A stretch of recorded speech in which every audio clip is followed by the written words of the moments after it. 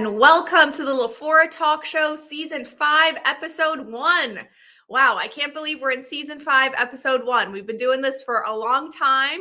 If my face is looking a little bit familiar, you might recognize my last name, Danielle Friedman. My mother is Tanya Friedman, the former CEO of Connetics USA, which is now a part of AMN Healthcare, where we have staffing under O'Grady Payton and direct hire under Connetics.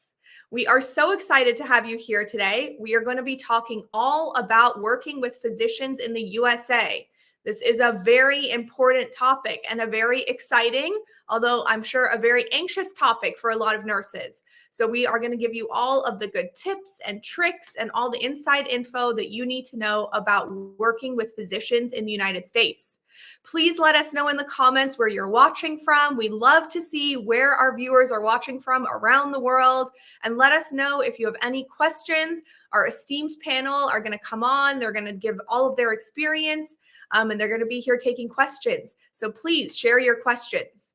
Before we get started, I just wanted to share a map of where AMN International is currently hiring. So we have positions all over the United States. So let's pull up that map. Let's show where our opportunities are. As you can see, we have opportunities all over.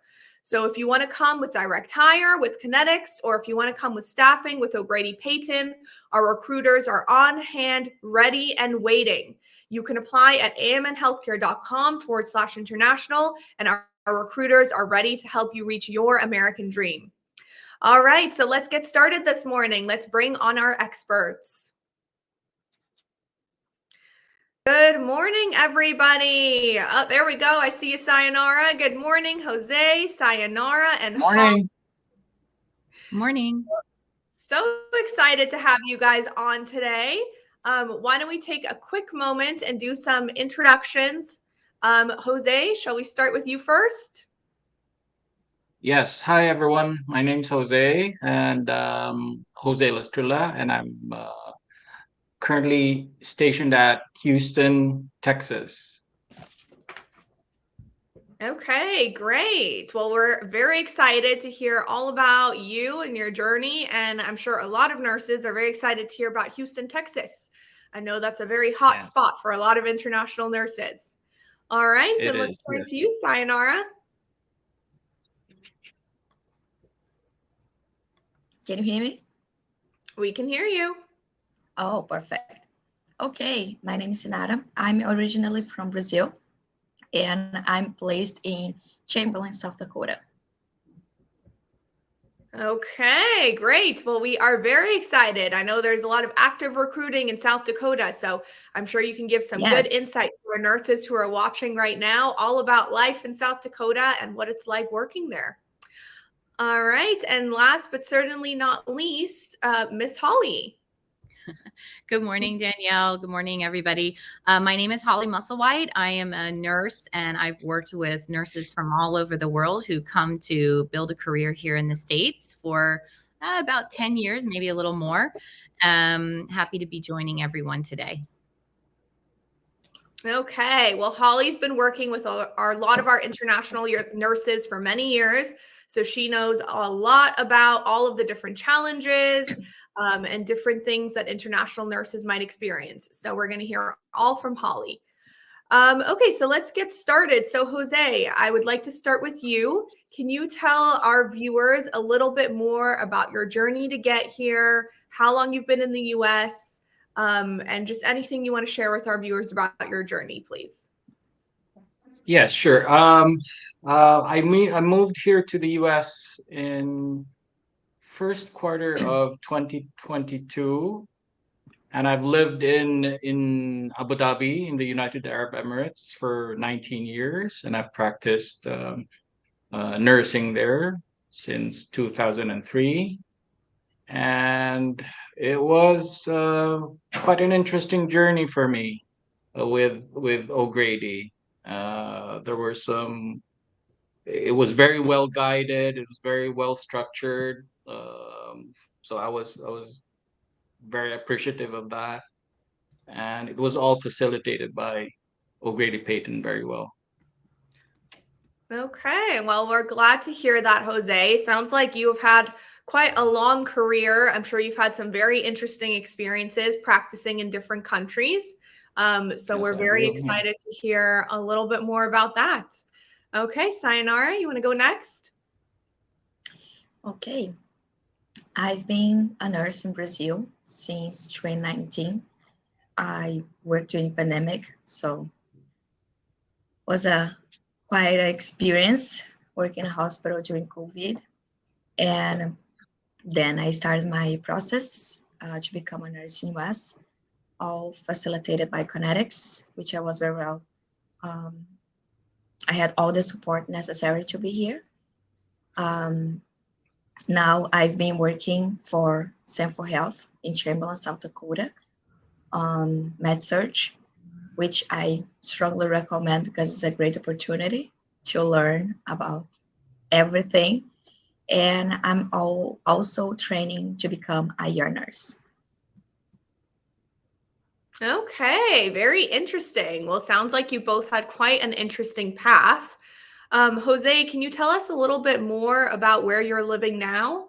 What's the city like? What's your favorite thing to do there? You've been there for about 2 years now, which is actually a pretty good amount of time. So you probably got your bearings. What do you like most about Houston? Um, First and foremost, the weather, because it's very similar to a very tropical.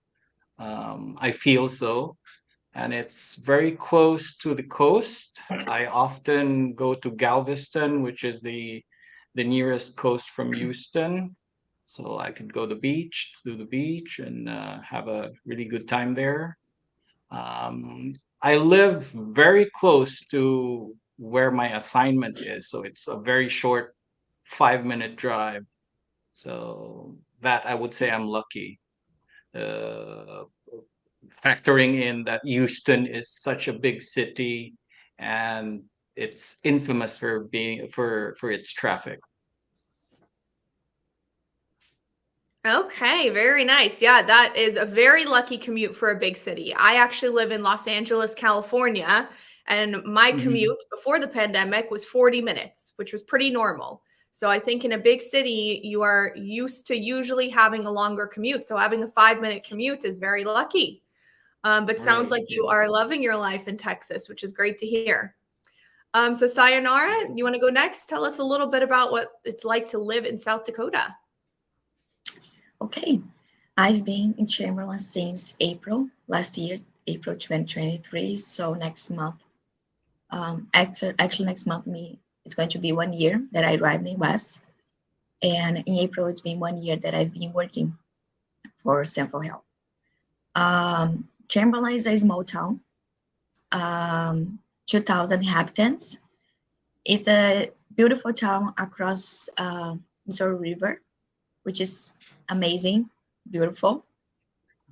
So the main thing that South Dakota has to offer are outdoor activities, fishing, hunting, um, some outdoor museums. For example, on my free time, I like to go to forests, hiking, or to visit places.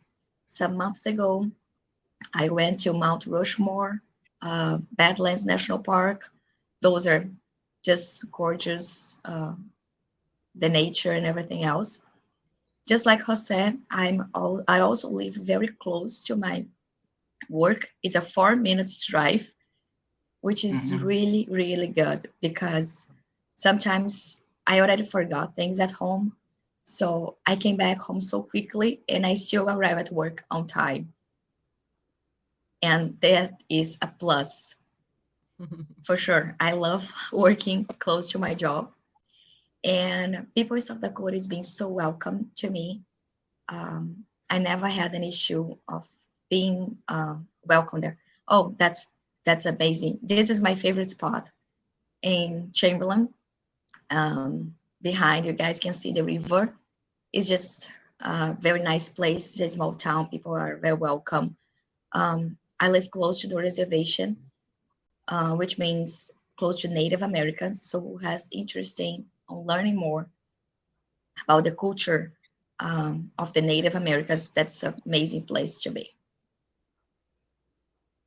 Wow, that sounds like a really, really interesting experience and sounds like you're having a really amazing time there. I love seeing that picture of you in the snow. You look like you're having a lot of fun standing across from the Yeah, Missouri River and you're going to Mount Rushmore and hiking and doing all kinds of things. So sounds like you are yeah, it's a definitely. really nice place. That's amazing. And so nice to hear that it's a welcoming place. I'm sure for a lot of our nurses, they feel a little bit anxious about coming to the US, as I'm sure you both did too. So it sounds like you're both in a nice landing place, which is great. So our show today is focused on working with physicians, which I know can be quite a scary part for international nurses to come to the US because practices are different sometimes in your home country versus in the US. Did either of you do anything to prepare for that transition? Jose, we'll turn to you first. Yeah. I am lucky in the sense that um, the UAE is very diverse in its residents and the people I've worked with. So it's very similar to my situation here in Houston, specifically because Houston is very diverse as well. So you get to meet a lot of professionals in with different backgrounds and more specifically with the physicians. So they're very diverse. So it's just a matter of, I guess, growing up, setting a professional rapport with them whenever you're at work. Ah, okay. So sounds like you had a little bit of experience kind of going through this in Abu Dhabi in another country, and Right. experiencing diversity and experiencing how to work with physicians in another country. So you had a little bit of experience with this. Yes, Okay, correct. Yes. great. Okay, well, I look forward to hearing a little bit more. What about you, Sayonara? Did you do anything to prepare for that transition? Well, in Brazil, some things are similar, but some other things are very different here from my previous practice. Something that helped me was doing those courses that was assigned for me before arriving here. Some of them used to talk about how to communicate with the team, including physicians, but not just then. And that helped me to prepare myself about how to communicate with them. Like, should I call? Should I text them? Should I use the private secure chat? How to do that. And also, we used to have a group of other international nurses coming to Brazil. Some of them was already here, and I also had a mentor. So we used to talk about these things, about how to do. So talking with other people that were already here helped me to prepare um, to be here, about what to expect and how to communicate effectively with other colleagues at work. Oh, so I'm sure that was really helpful to hear from your other colleagues who were already going through it or who were going through it at the same time and hearing all about their experience. Okay, I see Yes. you nodding your head. I could see you agree. All right. So before we turn to a couple more questions, I see we have so much chatter in the chat of where everybody's watching from. I love to see where everybody's watching from. Our viewers watch from all over the world. We have Fayez watching from Jordan, Lenny watching from Saudi Arabia, Abu watching from Qatar, James watching from Malawi. Hello to James. Oh my gosh, we are covering the world. Ronald, close to the UAE, close to where you used to live, Jose. And Yes. Yeah. watching from Zambia. So it's nice to see everybody watching. Thank you for joining us. Again, we are on the LaFour Talk Show today, and we are talking about working with physicians. So that's what I love about the LaFour Talk Show. It's all about nurses helping nurses, and we're helping share all of the information that nurses have learned and that our clinical educator has learned, and we love sharing with everybody. So please feel free to put your questions in the chat if you have any questions for our experts today. So Holly, I want to turn to you. Can you talk a little bit about the relationship between RNs and physicians in the United States? Yeah, it's a very close one. It's built on trust and usually a good degree of mutual respect. And the nurses that are coming here are a lot of times surprised at how much physicians really rely on what the nurse has assessed and is sharing and updating them about. So there's a lot of dialogue, and the clinical observations that a nurse has are highly valued when they're communicating with physicians. So we find that some nurses are shocked by that, and they feel a sense of importance that maybe they didn't experience before, because they have a voice. And Sayonara used the word colleague, and that is really what it comes down to: is physicians are nurses colleagues. You're part of a team, and it really is great to be a part of that team. And when you're working very cohesively together is when you get great patient outcomes. So that's what I'm interested to hear more about from Sayonara and Jose today too. Okay, well, thank you, Holly. Thank you for sharing that. Some good basic insight for us into hearing about working with physicians as nurses who are new to the USA. So Jose, how did your initial orientation training go?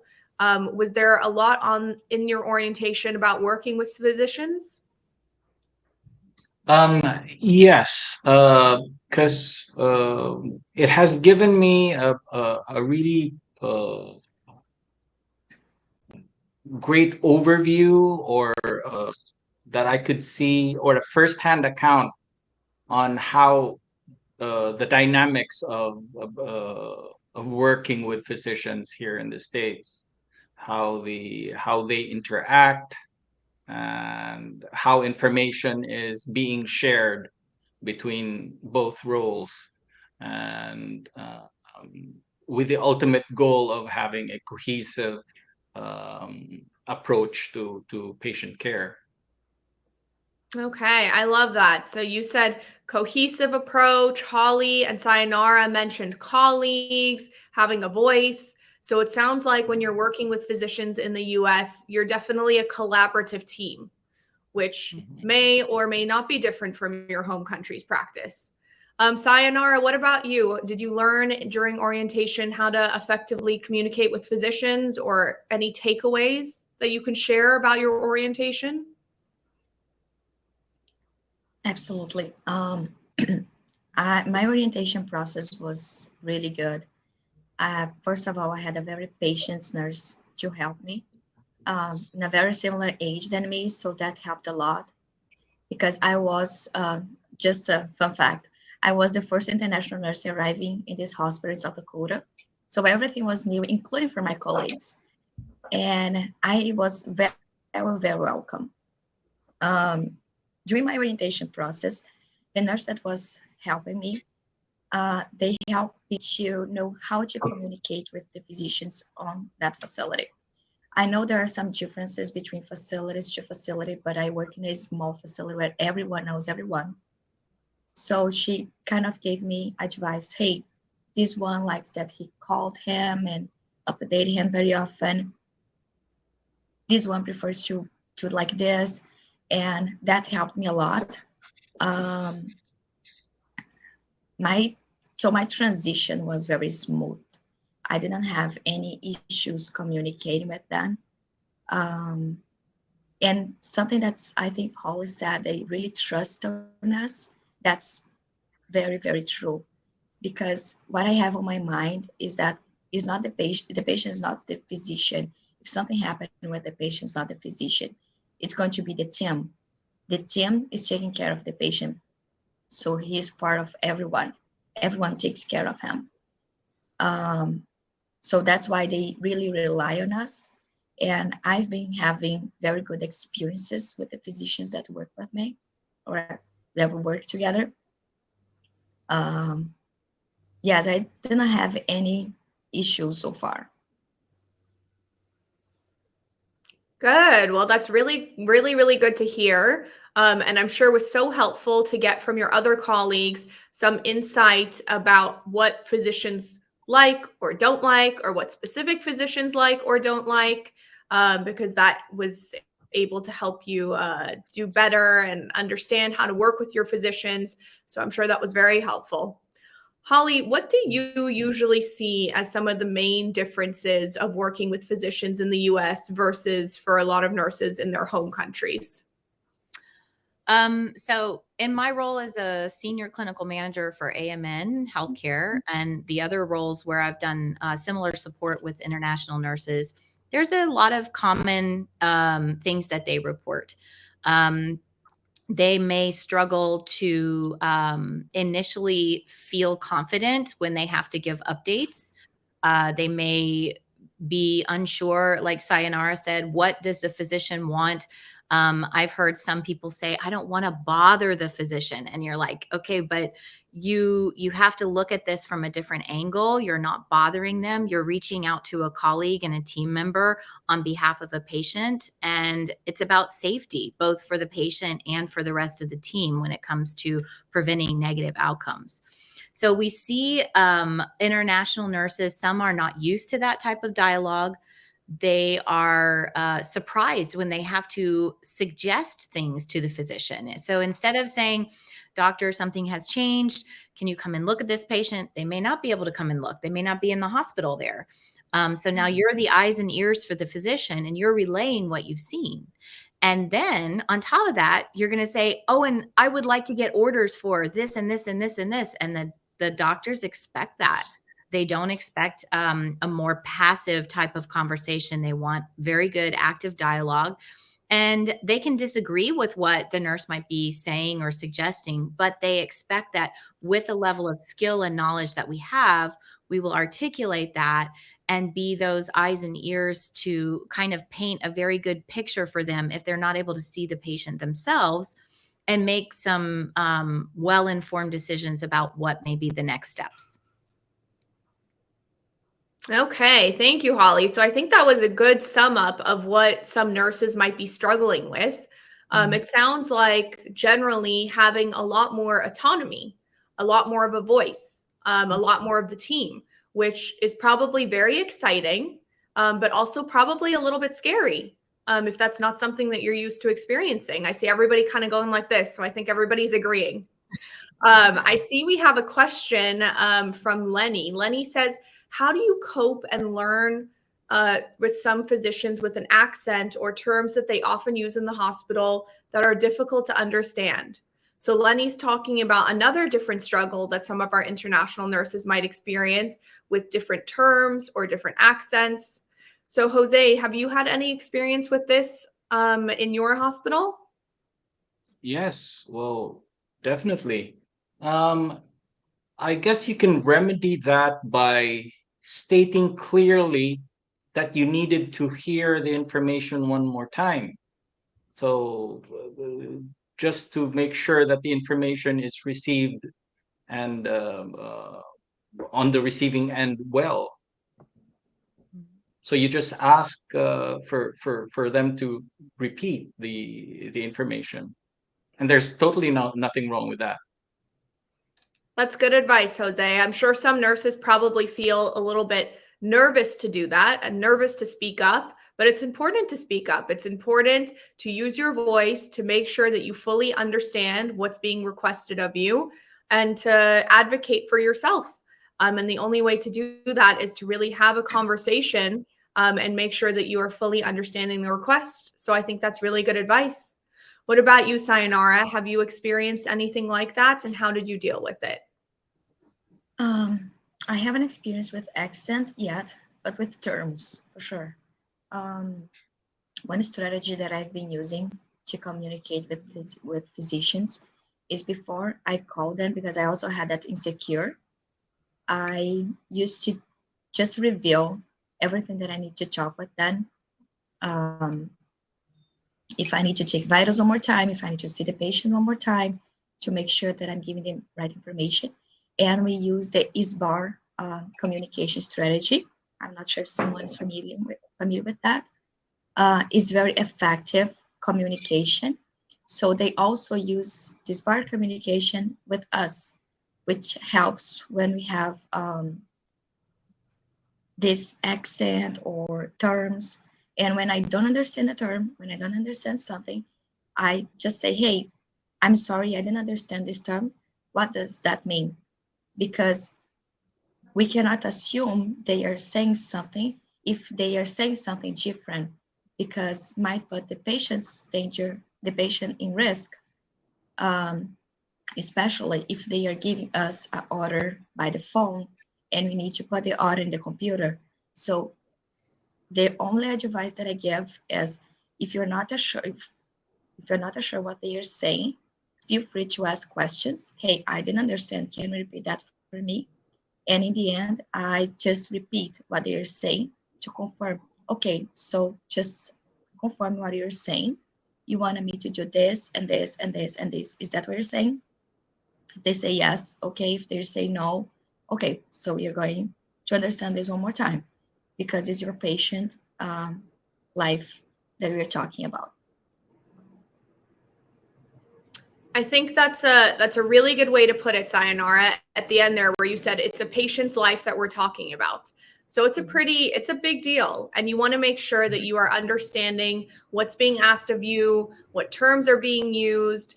And I think using your autonomy and asking questions and making sure that you get the answers that you need is a very good strategy.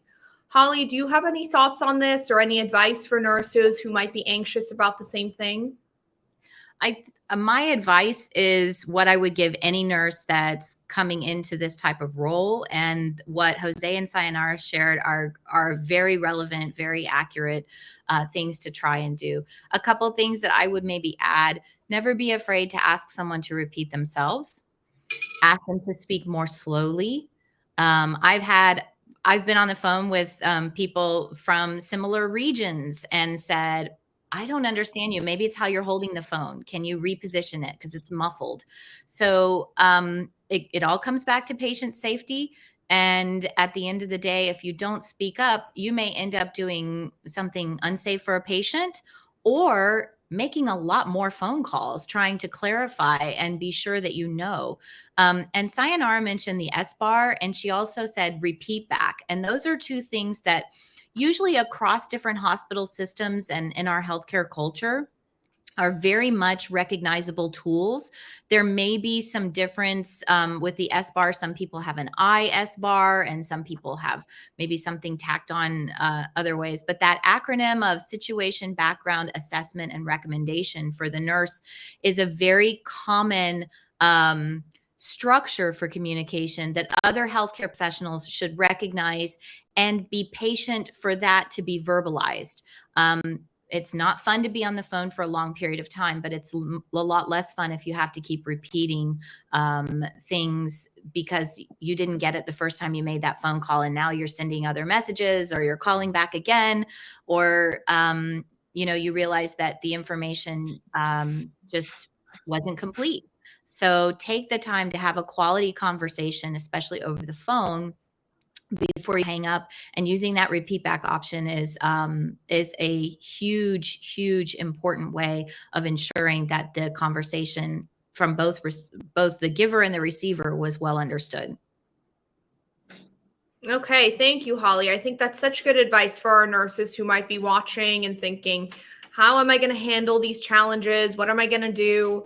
Do you have any suggestions of different things that nurses can look at beforehand? You mentioned some communication strategies. Is there anywhere that they can go to learn more before they arrive in the US? Sayonara mentioned the modules, some training that she did beforehand, and there are a lot of times communication tools and information in those modules. So if you're working with an organization that gives you access to training before you get here, make the most of it to kind of get that baseline up a little more familiar with certain things. I also find that there's a program from AHRQ called Team Steps. If you look it up, you'll see there's a lot of great communication strategies there. And maybe we can post a link a little bit later in the chat where you can take a look at that. But it goes through things like SBAR and some other structured communication strategies that all team members can use to be effective when they're giving a debrief, when you're in a team huddle, when you're calling about a problem and it seems like the person on the other end is not understanding how serious your update is. There's tips and techniques in video format and examples that you can use from there. So in addition to those modules, that's maybe another site that might be helpful, but there's tons of stuff all over the web about communication in healthcare. And so the S-bar, very widely known even overseas, but if you're not using it consistently, start practicing using it now so that when you get here, it's less of a leap to integrate that into your conversation. Okay, Holly, some great advice. Definitely some good insight and some good thoughts for nurses who are thinking, what can I even do now to prepare myself for working with physicians in the US? Holly, how long have you been working with international nurses? Total, I've been a nurse for 23 years. And after my first year as a nurse, I began as a preceptor orienting internationals. And so I've never stopped working with them, but I've had different roles that I've played in my career working with them. So I love hearing about things like Sayonara or Sonara, sorry, saying that she had a preceptor who took the time to point out which physicians preferred what type of communication or frequency and things like that, because that tells me that's a preceptor who really gets how important communication is, and sharing those things without prompting is really exciting to hear. So if you don't have a preceptor who is actively sharing those things, it doesn't mean that they don't care, but it does mean you may have to ask. So getting tips from them on practical ways that they have integrated good communication with the physician so that you can learn from their experience is really important. So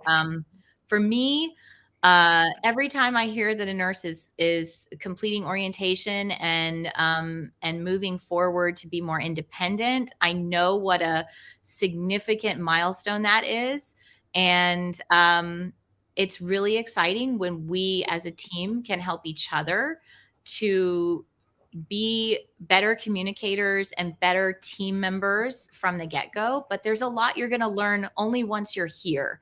So please take these tips and keep them in mind. Start practicing them where you can, and then you'll polish them once you're here. Okay, thank you, Holly. Some great insight. Holly's been doing this for a long time, a frequent guest on this show, so she has got a lot of experience. So thank you for sharing, Holly. Mhm. So Jose, Sonara, you've both been in the US now for respectively about 2 years and about a year. What's one aspect of working with a physician that surprised you or challenged you when you came to the US? Jose, we'll turn to you first. Yeah.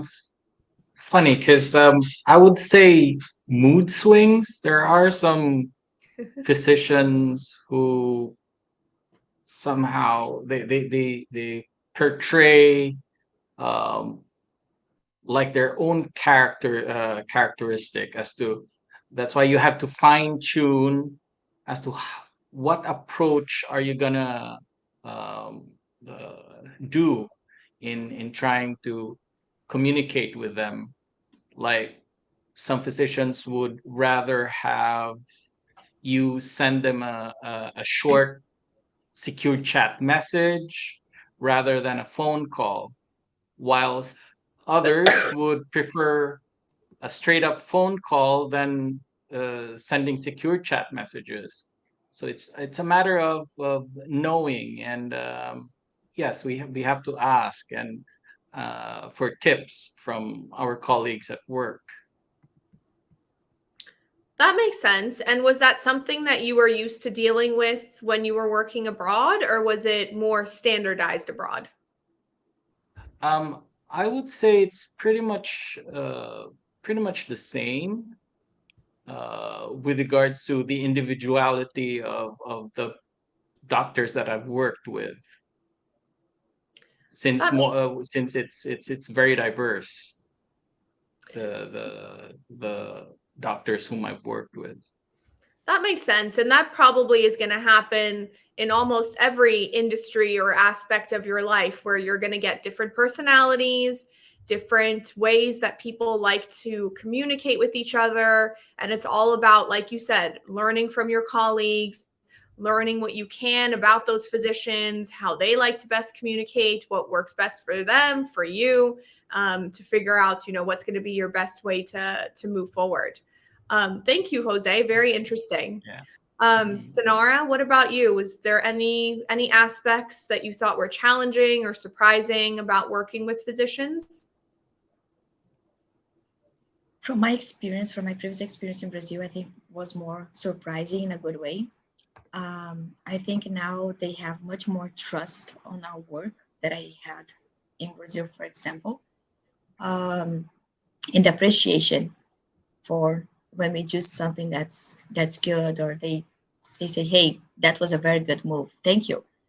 Because I had the two experiences. We have some physicians, they already know all the patients, and they've been there for a while, so they know the patients almost basically since they was born. So for them, I don't have much to say. Usually I learn with them. And some others, I already had physicians that arrive in the nurse station say, "Hey, how is my patient on room, this room? Oh, okay, your patient is like this. If you don't mind, I implement this order because the patient was, an example, his oxygen was dropping. So I took the liberty to put an oxygen, and I also put the patient continuous monitoring. Now the patient's like this and this and this. We plan to titrate that, blah, blah, blah." Oh, perfect. Thank you. So I think it's more like a colleague relationship for um, looking for the best outcome for the patient, looking for a well discharge for our patient.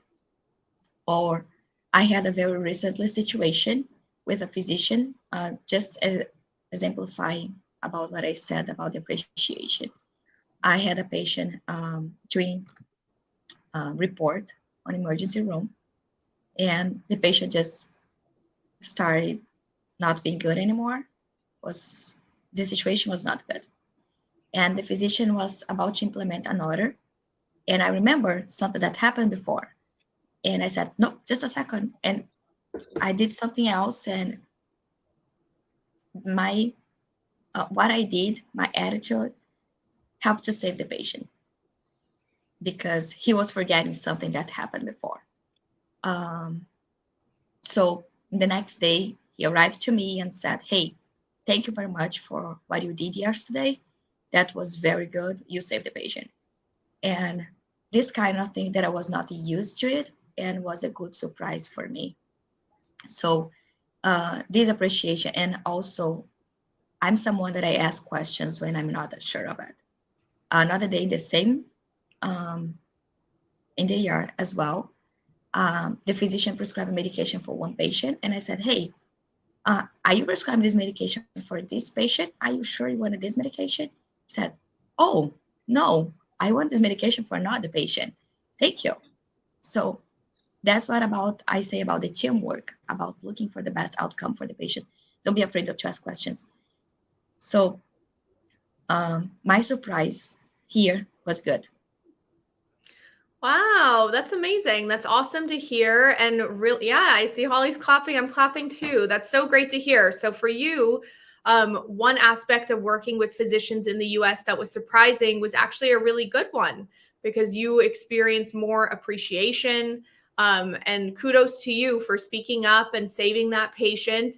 At the end of the day, I think everybody's goal is to give better healthcare providing and be a better healthcare provider, make sure the patients are safe.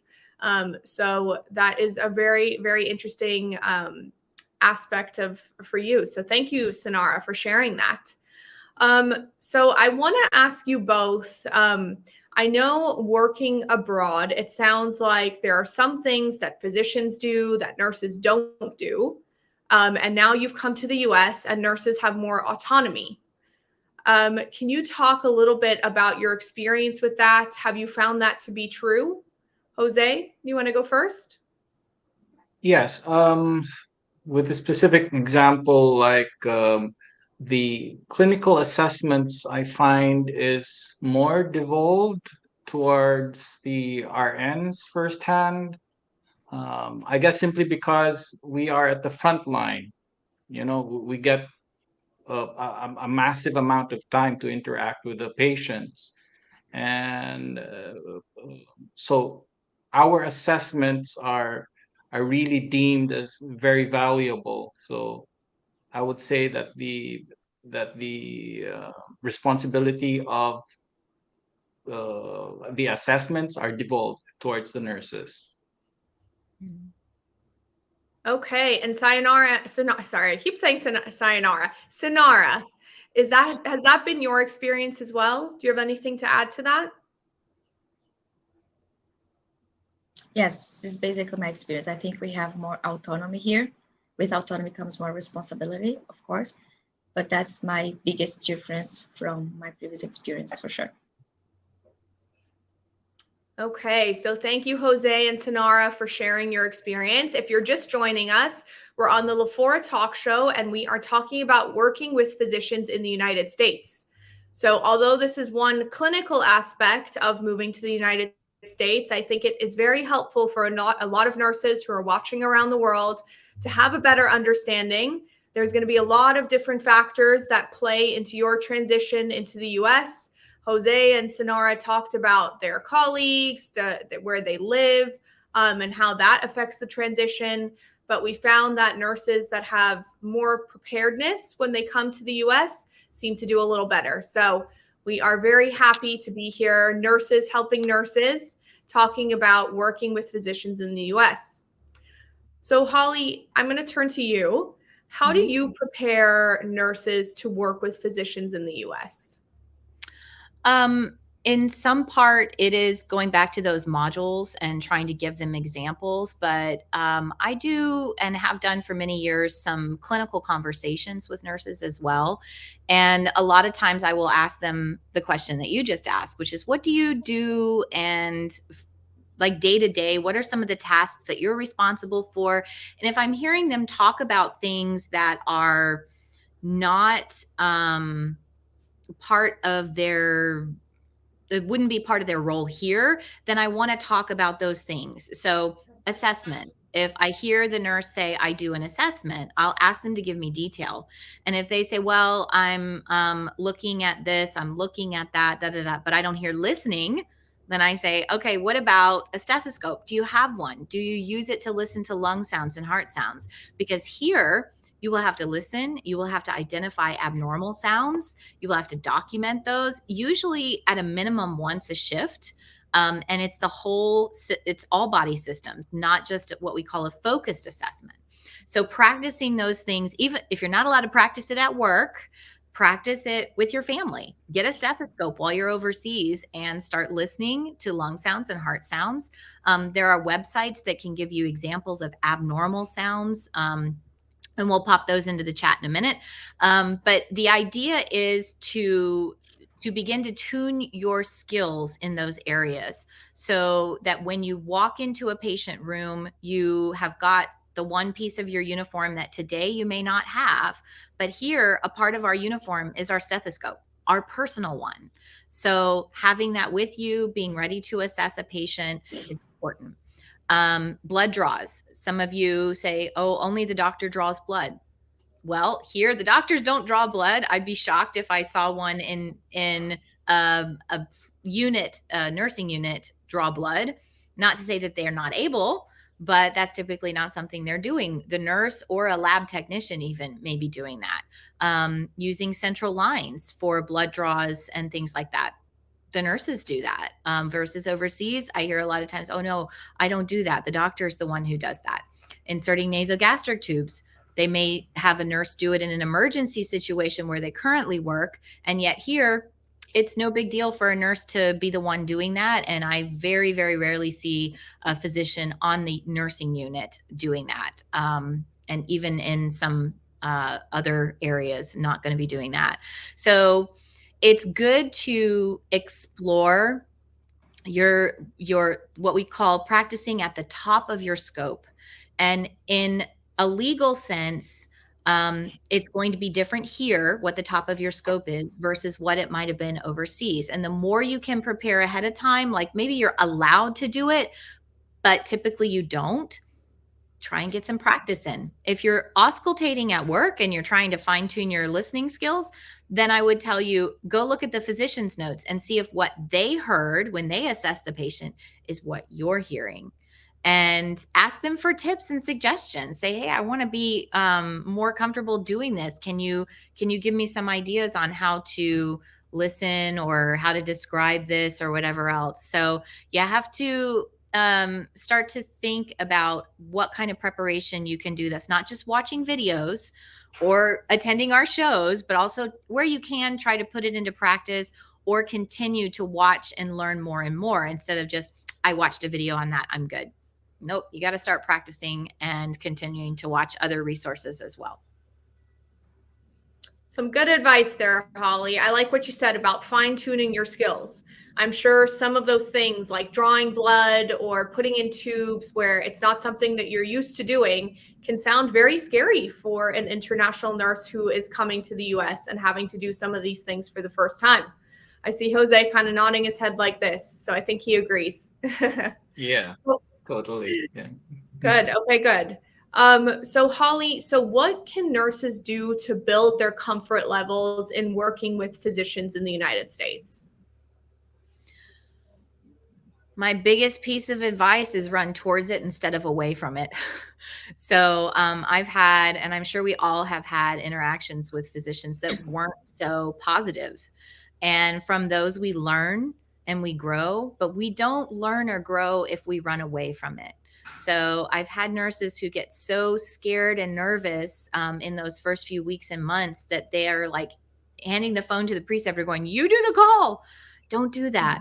Practice, like Sanara said, rehearse. You can do role play. You can say, okay, preceptor, I'm going to call Dr. Smith and I have to tell him about this thing that happened with the patient. And this is what I'm going to say. And this is what information I have. And this is what I'm going to recommend. Am I missing anything?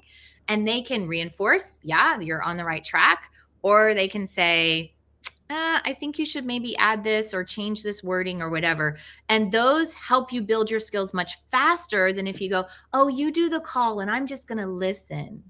That does not gain you the skills that you're going to need. And it takes you then more time to reach a point of feeling halfway comfortable. So sometimes you might be so afraid of using the wrong word that you just don't want to speak up at all because you don't want to seem like you're not knowing what you need to know, but that also hinders your progress. So even if you're afraid, you've got to use some of the techniques that we're talking about to try and grow that, and also be a little bit vulnerable. So we've talked about this on other shows before. The doctors that you work with, some of them may come from other countries as well. They may have practiced their profession overseas or gain some insight in what that's like. And so sharing a little bit about yourself and your journey when you have the time, rather than going, oh, that's Dr. So-and-so, and he doesn't like me because I made a real mess of this, that actually makes it worse. So as scary as it sounds, it's so important in those early days and weeks. Introduce yourself, share a little bit about where you're from, get to know them as a person, as a person first, as a colleague and a team member next, so that you build that rapport with the physicians and the other nurse practitioners and physicians assistants who maybe you need to partner with very closely and have a good working relationship. If you don't, it'll come eventually, but it takes a lot longer and it's actually a lot harder. Good advice there, Holly. I think for all of our nurses who are watching, might feel a little bit fearful about the new roles and responsibilities that they're going to be taking on when they come to the US, the best advice that I'm hearing from the show is to speak up. Ask your questions, make sure you're fully understanding. Jose, Sinara, and Holly all kind of said along the same lines. Make sure that you are using your voice. So fine tune your skills, make sure you're using your voice. I think that's all very good advice. So Jose, I know we are coming into a close on our show, but I have just one more question I wanted to ask both you and Sinara, or a couple more questions. But I wanted to ask you, let's see how much we can get in. Jose, I wanted to ask you, how have you adapted to these new responsibilities that you're taking on that were formerly, a physician's responsibilities abroad? Has that been a difficult change for you? How are you adapting to that? I adapted to it by really working on or brushing up on my assessment skills, because that's basically what they want from us, our ends, is that how credible our assessment findings are. So there's one way for you to, the only way for you to do is really brushing up on those skills, making sure that we've discussed it earlier with regards to auscultation. So you have to be able to identify breath sounds, say for example, and what are the things that you have to look out for. So yeah, brushing up on your skills, that's really a must. And if you do that, it gives you self-confidence. So it takes care about the fear of reaching out to the physicians, or the fear of relaying pertinent information to them, and it takes care of the hesitation, I would say so. Good advice, Jose. I think for all of our viewers who are watching, that's some good insights coming from a nurse who's now been working in the US for 2 years. So you have a lot of good experience and good insight to share with our viewers. Sonara, what about you? I completely agree with Jose when he said about the um, about our assessment skills. That's a must. I used to say that our body speaks for us. And another thing that I use is usually the system has tools to help us to make decisions. So don't be afraid of using those tools. Oh, should I give this medication that's in there or not? Okay, probably have a tool to use and help us to decide. If even though you don't, I'm not sure about what to do, I always have a charge nurse, a more experienced nurse that I can discuss the case and give something to the patient with more safety. Okay, so good advice from Jose, good advice from Sonara about using the tools, brushing up on your skills, and that's how you are going to best adapt to the new responsibilities that you'll be taking on as a nurse. So I see we have a couple of questions in the chat. We're going to try and get to them before we close our show. So Anwar says, hi, direct hire or agency. So if you are just joining us, we are here from AMN Healthcare International, where we have direct hire and staffing. So we have both options for you. That's amnhealthcare.com/international. We have our wonderful nurses from both our direct hire and our staffing routes who have both had good experiences, both prospering now in the US, and sharing their experience. So we're very grateful for them giving up some time. I'm sure you are both very busy. So thank you for being on today. And if you're watching, let's pull up that opportunities map where we have opportunities all over the US. Jose's in Texas, Sonara is in South Dakota, but as you can see, there are 48 other states that you could be going to. So opportunities in every state, whether you want to go with direct hire or you want to go the staffing route, AMN Healthcare International has opportunities on both paths. And our recruiters are on hand, ready, and waiting to help you find your perfect match. That's amnhealthcare.com/international. And we have got our link posted in the chat if you need it there. So let's see. We have another question from Lenny. Lenny, thank you for sharing so many questions. We're so happy about that.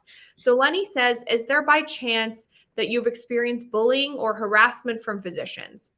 How do you deal with that?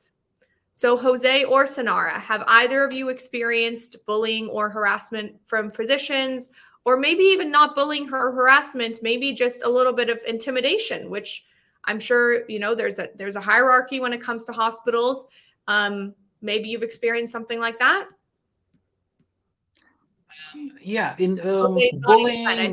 not maybe, but Mhm. intimidation, yes. Mhm. Both perceived intimidation or intimidation by uh, uh, by their own will. Mm-hmm.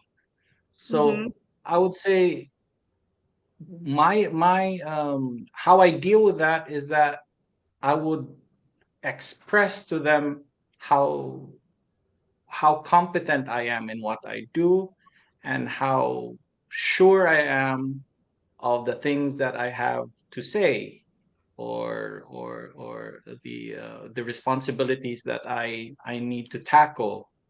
I just show them what I can do, and they would somehow, ease up. That's some good advice, Jose. I'm sure that probably happens a pretty decent amount where maybe you get questioned or you're kind of second guessed. And in Mhm. that case, it's good to have confidence in your answer, assuming you are confident in your answer, but making sure that you are showing what you're competent in doing, and showing that you have strength, and ability as well. So that's very good advice. Holly, do you have any words of wisdom for any nurses who might be scared about bullying or harassment and how they should deal with that? Um, well, similar to what I said earlier, don't run away. I've learned just in life and in this culture that if there is anyone who is maybe being overbearing, bullying, harassment, if not that I've experienced harassment, I will say intimidation. Yeah. Um, I found that the more I sort of shrunk into myself and became more timid, that personality type usually finds more reason to disrespect. And so, on a personal level, I've realized that I need to be confident in what I know and know that I'm doing it for the right reason. The things that I do and say are on behalf of the patient.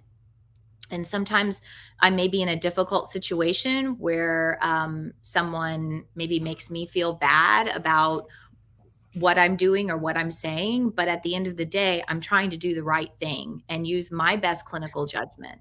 So when I avoided some of those team members, be it a physician or somebody else who was maybe not the most collegial, that was where I found that those relationships actually got more and more strained over time. It's kind of like we have a joke in nursing that when you have like you guys may know what joint commission is, but when joint commission comes, you've always got those nurses who are like, oh, I have to go to the restroom when they see the surveyors coming. It's the same idea. If you're running away, it's actually going to make it worse. So that's really important to me. The other thing is, if you are experiencing bullying, harassment, any kind of inappropriate behavior, your employer has their own set of expectations and standards for behavior for everyone who is working in that facility. And so they are there to support you as well. If you don't disclose, if you don't speak out, you can't get help. And sometimes those individuals who are not being appropriate, they need help too. So if nobody says anything to confront the issue and say, this person is not being professional, they are, maybe they're being a bully or they're harassing me and I'm uncomfortable and I don't know what to do about it, but there's got to be a resource. There are. And unfortunately, the longer that goes on, the worse it can become. So, really facing it, using resources that you have, and also not running away is really important. Okay, so some good advice from Holly for you there, Lenny, on how to deal with bullying or harassment head on. So, some good words there. So, we are almost at the close of our show. I want to give everybody one quick opportunity to share any one piece of final advice for nurses who are watching, how to best prepare for their transition to the US and working with physicians. Jose, we'll go to you first. Yeah, I would say just increase your knowledge, and be prepared, study in advance, know where you're going to be assigned, expect the issues or the challenges that you're going to tackle, um, yes, those are the points that nurses who want to transition here in the States would really need to focus on. Thank you, Jose, for sharing. And thank you. I loved seeing all of those pictures of you having fun in the US, in your scrubs at the hospital. So thank you so much for being on and sharing all about your experience. I'm sure it was very helpful for our nurses. Sonara, It's my any final pleasure. piece of advice? Well, before arriving in the US, I would recommend the person to identify your weakness. Is your weakness communication? Is it English? So work on that. There is always a room for improvement. After arriving here, I would do the same. Identify your weakness. Is an assessment? Is a communication? Is the English? Work on that, and do not be afraid of asking questions. Thank you, Sonara. Great advice for our nurses watching around the world. And I see Evans, we had a question about accents. If you scroll back in our show, we actually talked about accents and different terms. So you can see all of our advice on how to break that barrier.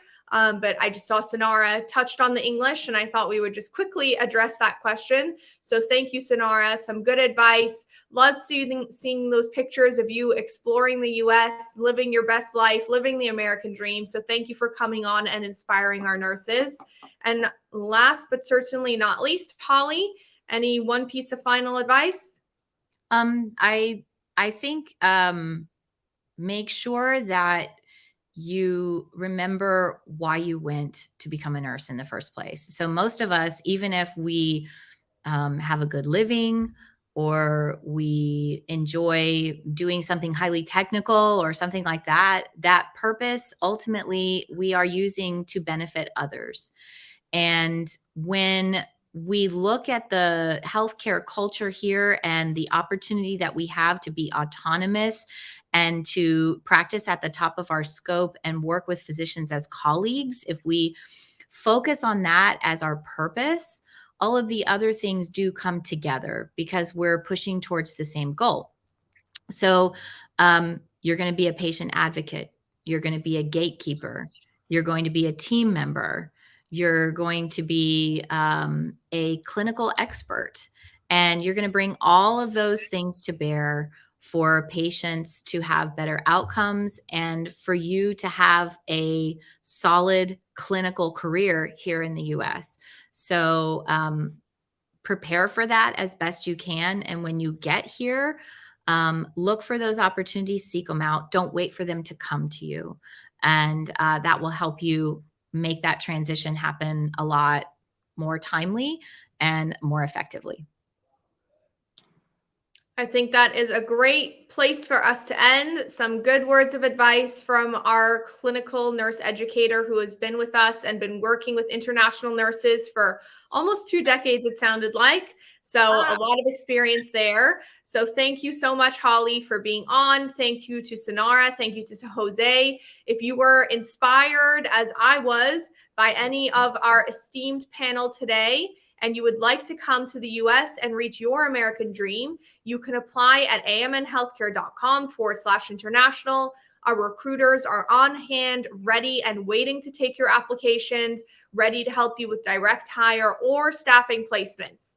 AMN is the only company that has both opportunities available for you. So we are excited and ready to help you. So before we go, we're going to take a look at our show schedule on the AMN Healthcare page and the LaFlora Talk Show page. So we have upcoming shows at 7 a.m. Pacific Standard Time. On our AMN Healthcare International page, we have March 1st, Career Day. We are going to be showcasing different employers around the U.S. It's their chance to sell themselves to you. On March 22nd, we have our monthly Q&A with our esteemed legal experts. So bring any questions you have about immigration, retrogression, whatever it may be. And on March 12th, we are back here for the LaFlora Talk Show. We are going to be talking all about the Met for international RNs. So we look very forward to that. We also have our AMN Academy, which are upcoming shows every Monday at 5 a.m. Pacific Standard Time on the AMN Healthcare International page with our partners, iPass, Swoosh, 9.09er, and Aspire RN. So those are free classes for you to take and avail yourself of on our page. So thank you so much to our panel for being with us today, for inspiring our nurses, for sharing your experience, and just wish you both well, wish you well, Holly, and thank you all for being here today. Onwards and upwards, everybody, until we see you next time. Bye-bye. Bye-bye. Bye.